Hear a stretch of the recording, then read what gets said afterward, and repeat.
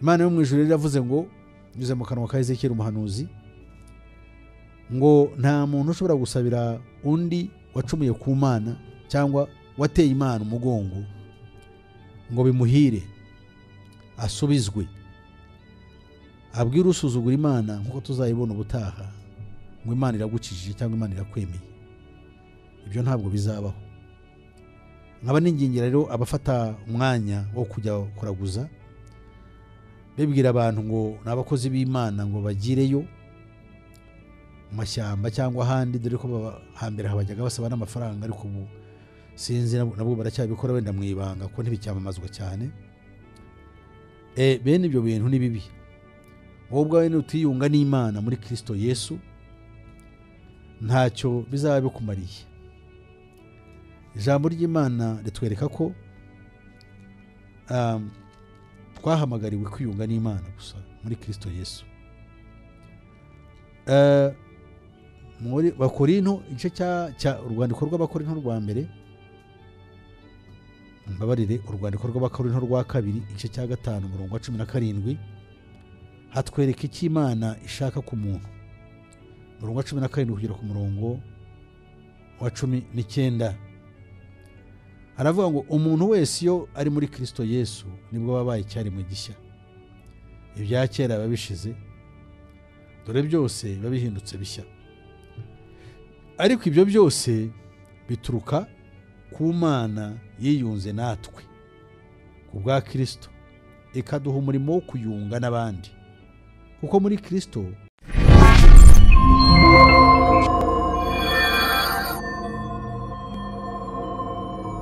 abateze amatwi ndabasuhuje mu izina ry'umwami wacu Yesu Kristo, kandi mu by'ukuri tubasaba imbabazi ho gukererwamo akantu gatoya, kuko muri iyi si ibintu biragorana, ariko Imana tugejeje hano turashima Imana kandi bikoze.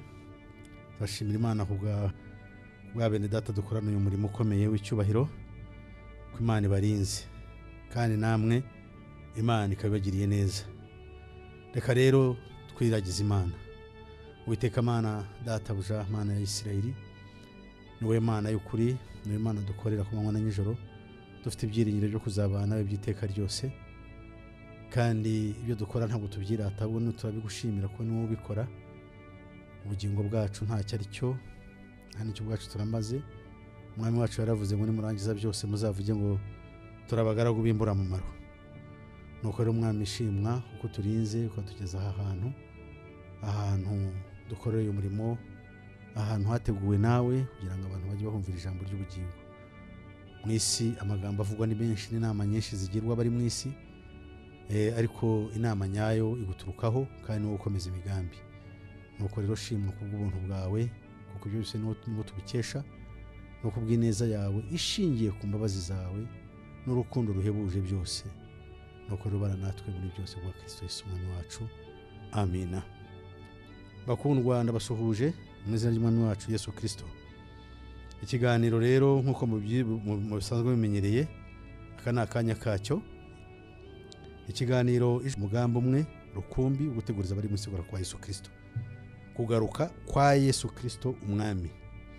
Hariho rero imigambi mibisha y'umwanzi yo isanzwe ikorwa yo gushyiraho ubwami bwa Antikristo, kuko ni ugomba kubanziriza umukiza kugira ngo Satani asoze imigambi ye yose kandi azatsindwe by'iteka ryose.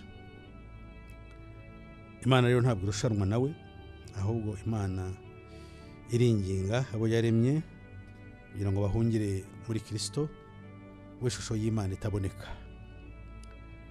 Murakoze rero, reka twinjire muri gahunda kuko twari tubivuze dukererewemo.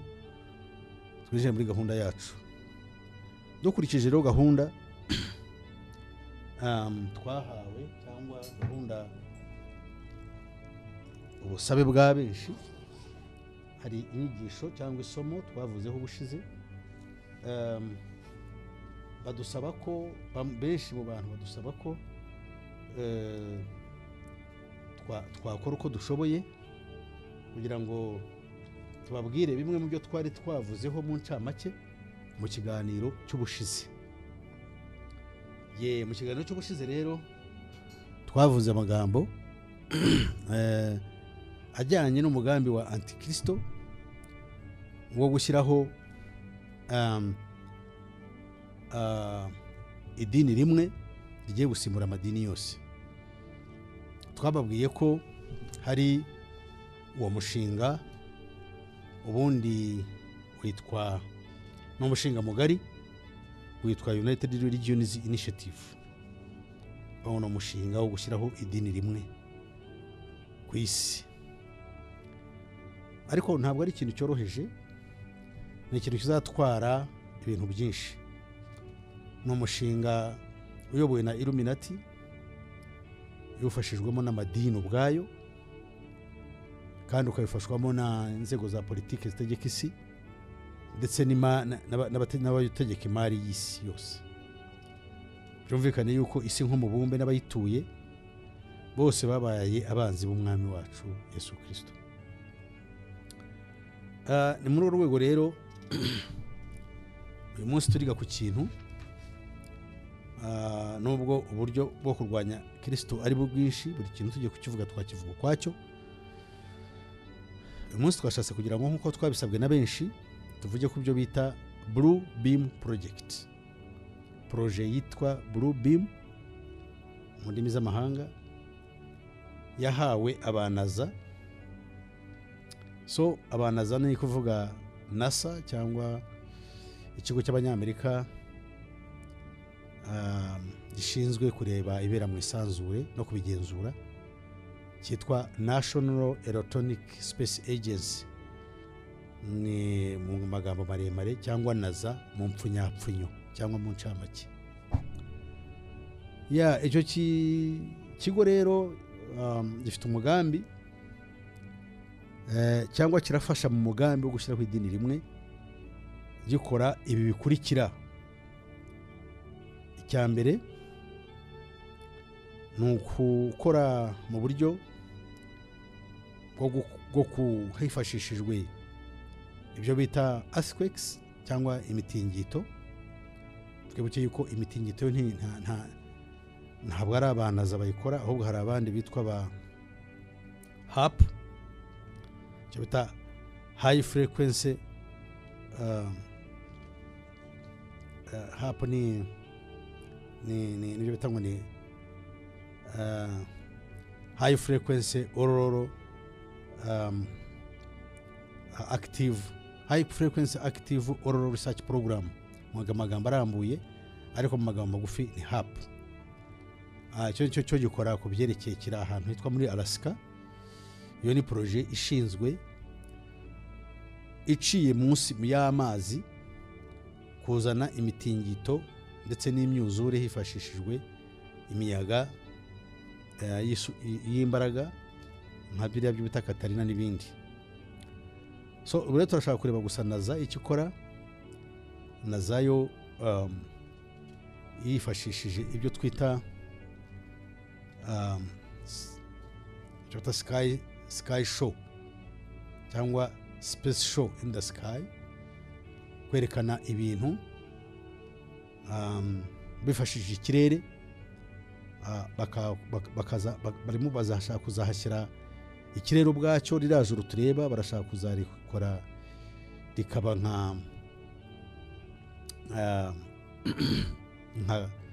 nk'ahantu ho kwerekana cyangwa nk'uko twavuga ekara yo kwerekaniraho ibizabera mu kirere, mu rwego rwo kubeshya abantu yuko n'amadini yose ari ku isi yuko haje uwitwa Kristo. Mwese muzi ko amadini yose afite buri dini ryose rifite uwo ritegereje.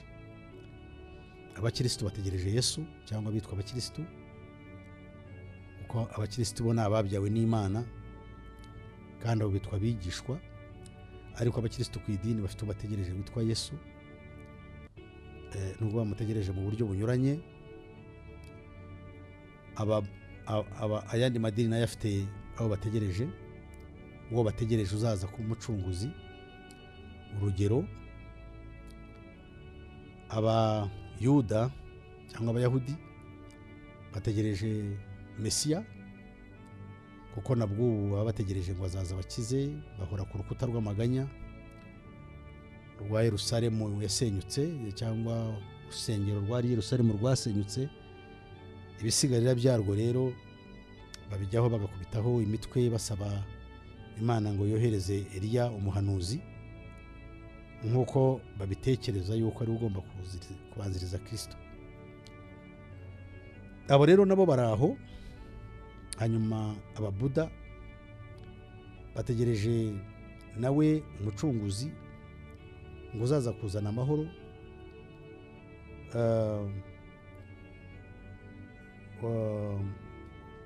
nawe uzaza kugira ngo afashe mu kuzana amahoro.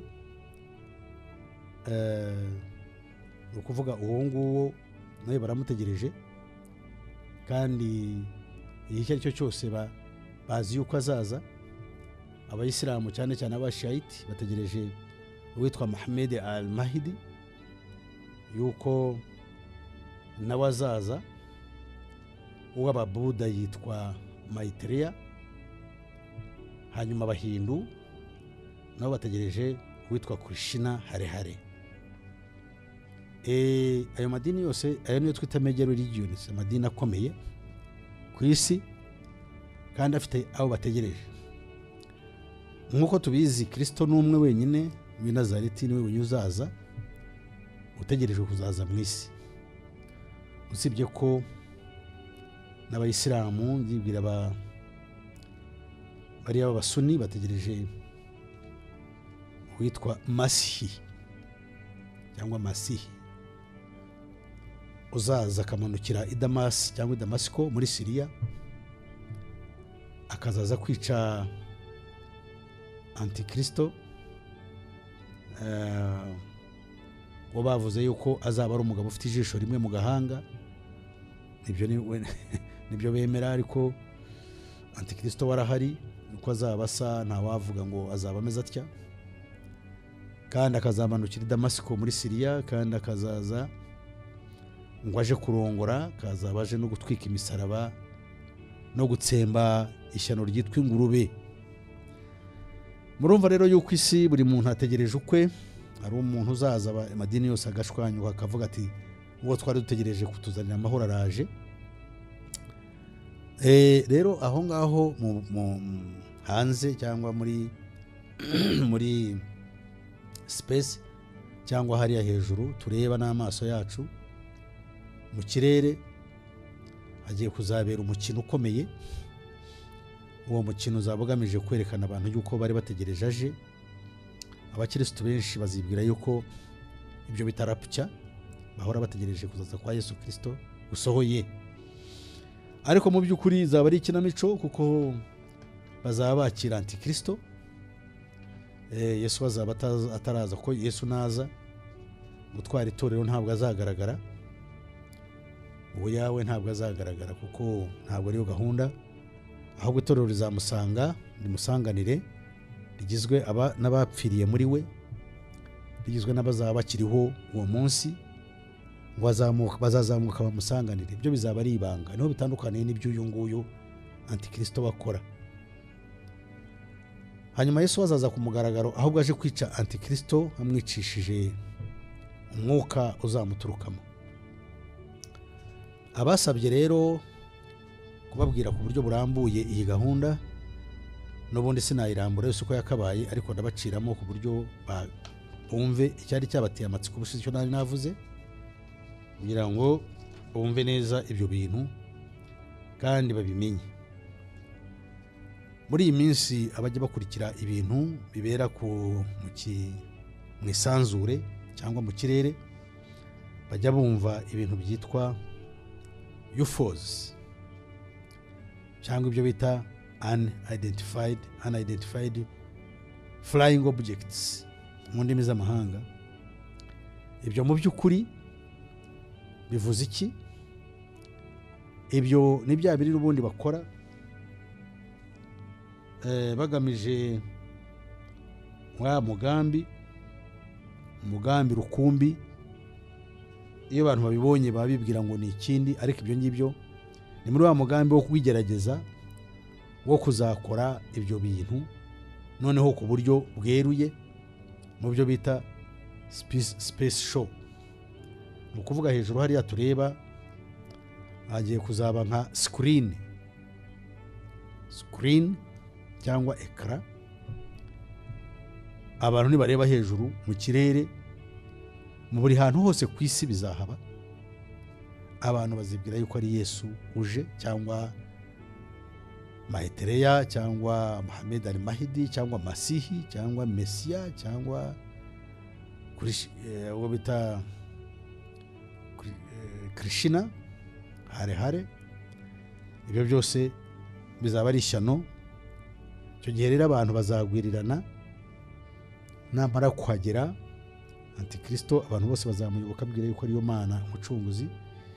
Ikintu azihutira gukora ni ukugaragariza abantu yuko ibyo bizeye bose bari abaswa, batamenye neza imyigishirize iyo kuri ariyo. Noneho kubera yuko iyi mitingito hamwe n'ibyo bita archaeologists, abahanga mu kureba ibyariho kera, n'abahanga mu kugaragaza bakora ibyo bita excavation bivuze gucukura mu butaka, kubera imitingito igenda ibaho, imisozi ikariduka, bazarekana yuko mu by'ukuri ibyo abantu bizeye n'ibitabo bari bizeye ntabwo byari bifite ukuri nyako, ahubwo bazagenda berekana ibindi, bagenda berekana nk'uko ngira ngo mujya mwumva ibyabereye mu nyanja y'umunyu, hari ibitabo bakuyemo, hari n'ibyabereye ibyo bakuye ahantu ho bita Ahmed Nadu muri Misiri, hari ibitabo by'aba Gnostics bagiye bavanayo bishaka guhakanya ubutumwa bwiza nk'uko bwari buri. Ariko ibyo byose ni umugambi wo kuyobya bari mu isi. Hari umugambi ukorwa kugira ngo bari mu isi bayoberwe. Akaduruvayo kazakurikiraho rero, bamaze kumenya abantu yuko babeshywe, hazabaho bimwe mu ntambara zikomeye n'abantu bicane. Icyo gihe rero Antikristo ko azaba yicaye azabagaragaza yuko bakoze ikosa, bakaba barayobye. Bamwe bazavuga yuko bayobejwe n'abayobozi babo ndetse banabice. Ibyo rero ni ishyano. Ariko hagati aho ubwo bwami bwa Antikristo mu by'ukuri buzamara imyaka 7, hanyuma buzavaho, Kristo aze yime ingoma ye. Ndakwinginze rero kugira ngo wowe icyo gihe kitazagusanga muri aho ngaho ngo ukiri mu buyobe. Icya kabiri kindi kirimo gikorwa ubushize navuzeho, cyatangiye ariko nabwo kigamije guca intege iyobokamana rishingiye ku ijambo ry'Imana. Hakaba hariho abahanuzi benshi muri iyi minsi bavuga amagambo menshi, cyane cyane babandi bavuga ngo Imana yambwiye, ngo ijwi ry'Imana ryambwiye. Abo bantu ni ukubitondera, kuko hari ikintu cyo twita kiri muri uwo mugambi cyitwa Artificial Thought and Communication System, hifashishijwe imbaraga zo mu bwenge buhanitse. Ubwo bwenge bwitwa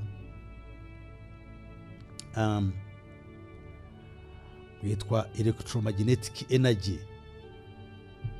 Izo mbaraga zitwa electromagnetic energy zirakoreshwa mu buryo bwa siyansi, ariko ku rundi ruhande zigakoreshwa mu buryo bw'urushiko, kuko bariya abantu bashika abantu cyangwa abashitsi bakoresha imbaraga za gikonikoni, bakaba bagushika uryamye bakakuvugisha amagambo, maze umuntu akamenya aho uri n'ibyo uvuga. Aba nabo barabifite, ariko bifashishije inzego noneho ubwenge bwa siyansi, kuko siyansi n'ubukonikoni ni bimwe, bituruka hamwe ibyinshi muri byo. Bohereza abantu amajwi akaza akavugira mu muntu, yaba aryamye, cyane cyane iyo asinziriye, akumva ijwi rimubwira cyangwa inzozi zimubwira ziti haguruka ukora ikintu runaka mu rusengero. Cyane cyane niho biri, kuko hariho bamwe mu bapasiteri b'abahanga bafashe iyi myuka, mu ndimi z'amahanga babyita ngo ni hypnosis. So iyo mikorere ya hypnosis niyo y'urushiko noneho abantu benshi bakumva ijwi ribabwira cyangwa ribavugiramo, iryo jwi bakibwira yuko ari iry'Imana. Benshi rero batangiye kugenda bamera batyo. Abahanga muri ubu bushakashatsi bavuga yuko abantu benshi batangiye kumera batyo, bakumva ayo majwi bakagenda bavuga yuko ari Imana yababwiye, bakavuga ibintu mu by'ukuri bavuga yuko ari Imana yabivuze, kandi koko n'ijwi riba ryabavugiyemo ariko batazi uwabivuze uwo ari we.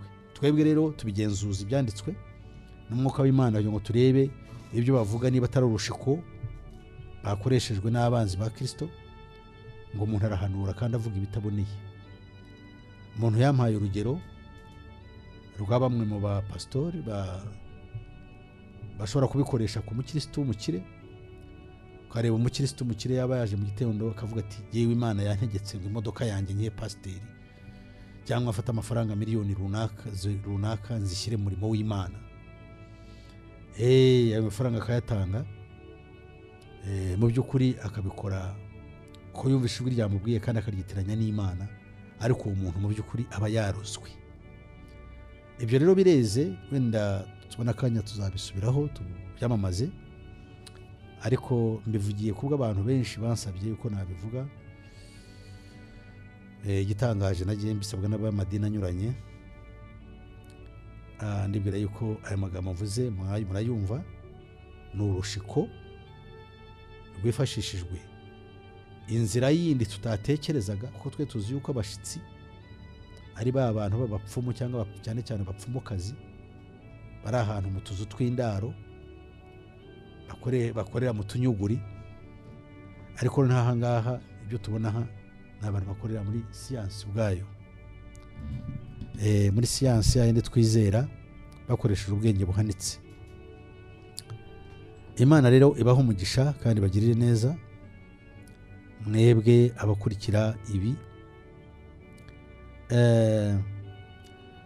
Mwene data Nzayiwo Kamunyi barabisabye, ubwo n'abandi baho ngaho, na mushiki wacu mama Umi n'abandi benshi. Niba mutanyuzwe n'icyo mvuze mushobora kuzambaza mwongera nkabasobanurira, kandi nkazabicisha kuri radiyo kugira ngo benshi mubimenye bisobanukirwe. Ikindi bakora hariya hejuru mu kirere ibirometero nk'ijana kuva ku isi, bahatwikira umwuka, ibyo bita mu cyongereza babyita ngo ni atmospheric layers, cyangwa inzego z'imyuka yo hejuru mu kirere. Rero hari layer, icyo twita layer cyangwa nivo, cyangwa urwego rw'umwuka batwika, ruba rufite amashanyarazi, ngo ubwarwo rugira amashanyarazi yarwo yakavukire, ariko baragenda bakongera bifashishije ibyo bita heaters, bakahatwika, bagatwika iyo myuka iri aho hejuru.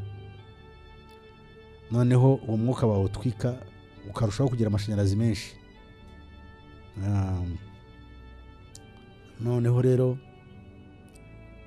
uwo mwuka bayita urwo rwego barwita, cyangwa aho hantu iyo mwuka uri aho bayita ionosphere. Iyo rero niwo batwika. Iyo bamaze kuwutwika ugira amashanyarazi menshi, bigatuma aba menshi akabumurengera, noneho akajya hamanuka ibyo twita particles, cyangwa uburagarikira buva muri uko gucanira, bukaza buhoro ku isi, buza bwica bujya mu kintu cyose gifite ubuzima, harimo n'abantu, bikabateza rero indwara za kanseri n'ibindi bibazo akenshi tubona bitugeraho, bikitirirwa ibindi ariko ari umugambi baduteguriye. Hamwe no kutwohereza ikitwica, ni muri ubwo buryo batwohereza n'amajwi bakoresheje uburyo bwo bitwa ngo ni extreme low frequencies. Extreme low frequencies ni imbaraga z'amashanyarazi ariko nkeya cyane, utashobora gukubita ngo wumve, ariko ziza zikakwinjiramo kandi zigashobora kuba zakuzana nyuma y'igihe uburwayi, cyane cyane za kanseri n'izindi ndwara z'uruhu no kuba zadutera n'ubuhumyi n'ibindi byose. Abantu rero badufitiye umugambi mubisha. Kristo Yesu niwe mucunguzi wacu. Imana ibagiriye neza kandi baho umugisha. Ibyo reka tuba tuberekeye aho ngaho, ababisabye mfashe umwanya wo kubabwira. Reka turebe ijambo ry'Imana. Aha turavuga ku byerekeye ba bantu, murabizi yuko dukunze cyane gusenga, ndetse abantu basigaye babwira abantu benshi ngo babasengere. Mwebwe abakunda gusengerwa n'abantu kandi bakunda gushaka abasengera, basigaye bameze nk'abapfumu hirya no hino, ndetse bamwe mugatanga n'amafaranga kuko mwabeshwe yuko hari umuntu w'Imana ufitanye ubumwe nayo, uri bugende akavugana n'Imana, bityo akaba yaguhuza nayo cyangwa yakugirira umumaro ukomeye. Ibyo rero twamaze kugenzura yuko nabwo ari ukundi gukora k'umwanzi. Uwiteka Imana ya Isirayeli ivugira mu kanwa k'umuhanuzi Ezekiyeli imyaka hafi nka 500 mbere ya Kristo, ubwo bari mu bunyage abana ba Isirayeli, cyane cyane bakomo umuryango wa Benyamini n'w'Abayuda, bari barajyanywe na Nebukadinezari umwami w'i Babiloni,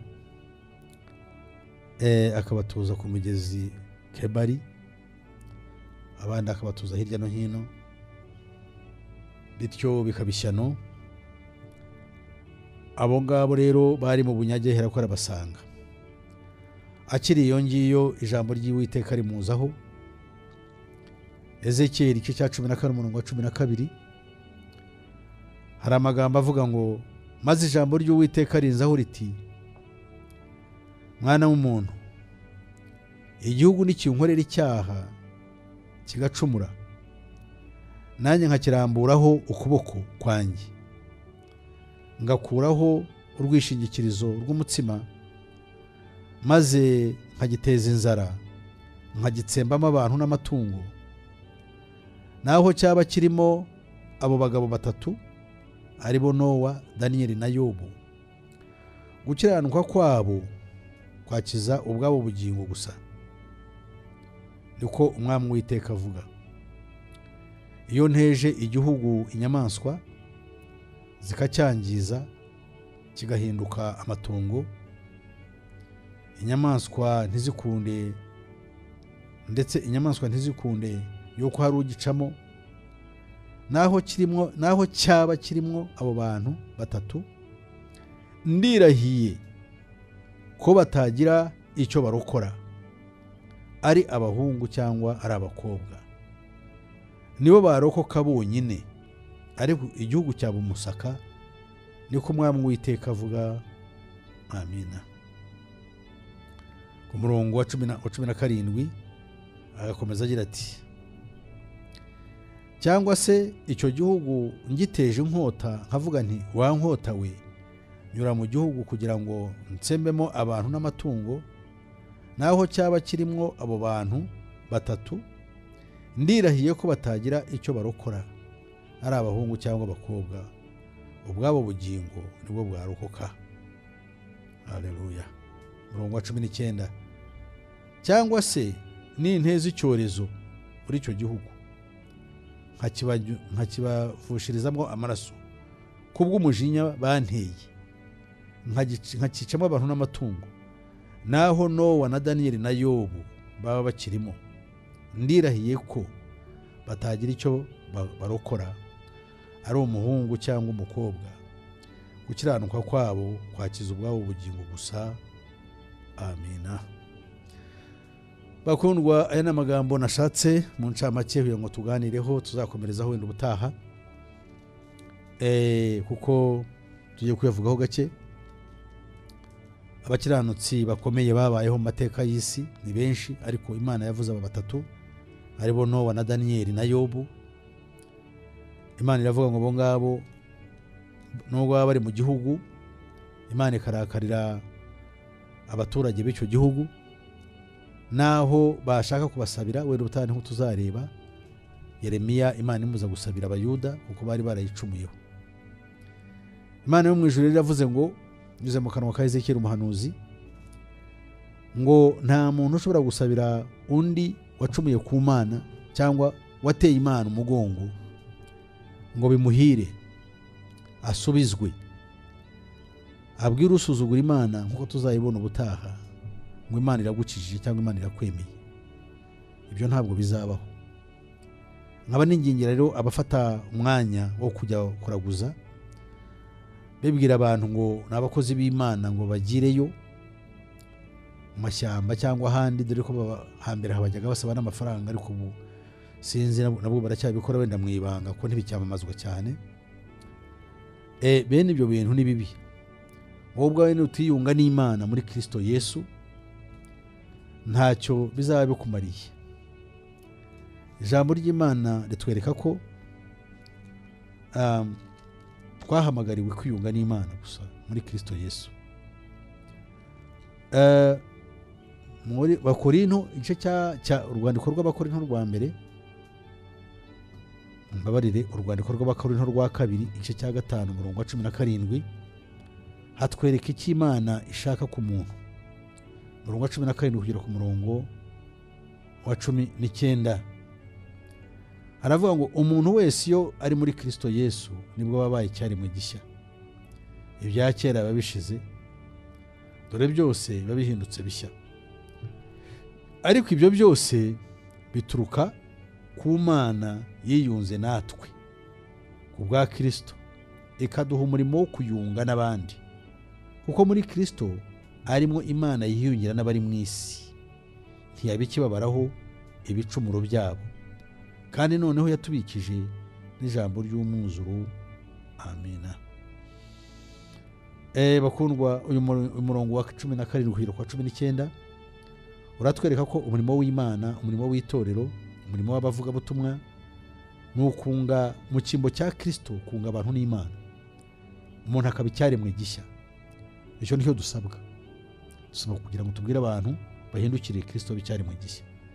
Iyo abantu bahakanye iyo nzira ariko bakibera bategereje ngo roza kudusabira, ndetse ugasanga baratesha umutwe abantu ngo ni mudusabire, ndetse barangiza ugasanga basabira nakwitwa bateka mitwe, barababeshya ngo Imana iravuze ngo bahawe amasezerano. Abo bantu bashobora kuba babivugishwa n'uburiganya buri mitima yabo, cyangwa ari babandi antikristo anyuzamo amajwi bakagenda babwira abantu yuko iby'Imana yavuze kuri bo ari ukuri kandi ari amasezerano. Amadini menshi cyane cyane ya Gipantekote yacu cyangwa ya Mwuka niyo agwiriyemo ibyo bigeragezo biteye ubwoba, aho abantu bafite amasezerano bahawe ngo bakuye hese, bahawe n'abo ngabo bitwa abakozi b'Imana. Ibyo bintu ndabivuga mbyanga urunuka ko n'Imana irabyanga, ndetse benshi bagashaka kukwereka ko ibyo uvuga bishobora kuba birimo kuri, ngo ariko bose ngo siko bose bapfuye, ngo hari abahanuzi b'Imana Imana yisigarije. Ndagira nkubwire yuko umuntu ukora ibyo atari uw'Imana. Tubonye inzira y'Imana. Inzira y'Imana nuko twiyunga nayo binyuze muri Kristo Yesu. Kristo Yesu akoresheje abagaragu be yatoranyije bakubwiriza ubutumwa bwiza butuma uhinduka icyaremwe gishya. Icyo cyaremwe gishya rero nibo twita abana ababyawe n'Imana, kandi abo nibo babwiriza, nibo bashobora gusaba Imana, Imana ikabumva iri mu ijuru. Nkuko Yesu yaratubwiye ngo ujye ujya hiherereye usenge so wo mu ijuru mwiherereye, kandi ngo Imana ireba hiherereye izakugororera. Ireba hahandi wiherereye hashobora kuba ari ahantu mu cyumba cyawe, kandi ahandi hiherereye ni mu mutima wawe. Ahiherereye aho umuntu atazi, Imana irahareba. Uzayisaba ikwishimire kuko ikwiriye, izaguha icyo usaba. Ariko ibintu by'ibinyoma mukwiriye kubyitaza no kwitandukanya nabyo cyane. Murongo wa 20 uteye ubwoba, baravuga ngo nicyo gituma tuba intumwa mu cyimbo cya Kristo. Haleluya. Ndetse bisa naho Imana ibingingira muri twe.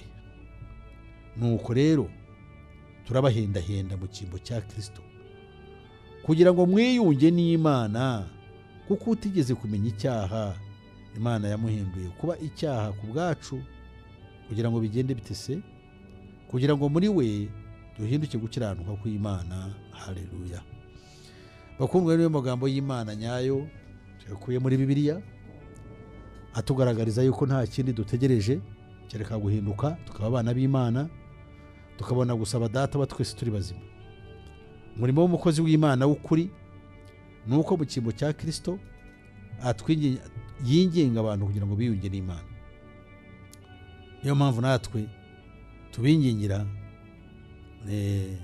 muri cyo gituma tuba intumwa mu cyimbo cya Kristo, ndetse bisa naho Imana ibingingira muri twe, kuko tuba turi abagaragu ba Kristo mu cyimbo cye. Umurimo wacu twebwe ubwacu mu cyimbo cya Kristo, Imana kubw'umwuka yaduhaye tubingingira kugira ngo mwiyunge n'Imana mu bicyari mu gishya. Ngo nuko rero turabahendahenda mu cyimbo cya Kristo, kuko ntabwo dukora ku bwacu, ahubwo turi abagaragu banyu ku bwa Kristo. Nanone turi abagaragu b'abantu ariko tutari abacakara babo, turi abagaragu babo ariko umuhereza duhereza ni Kristo. Kuko Kristo abakunda kandi agashaka yuko muba abatambyi b'ubwami kandi mukazajya mu bwami bwe. Nuko rero Imana ishaka yuko twese abari mu isi binyuze mu butumwa bwiza twiyunga n'Imana.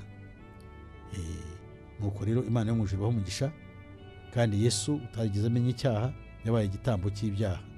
Uwo utigeze kumenya icyaha Imana yamuhinduye kuba icyaha ku bwacu, kugira ngo muri we duhinduke gukiranuka kw'Imana. Haleluya. Bakundwa, rero nagira ngo ngarukire aha. Imana yo mu ijuru ibahe umugisha. Imana yo mu ijuru ibahe umugisha. Amina.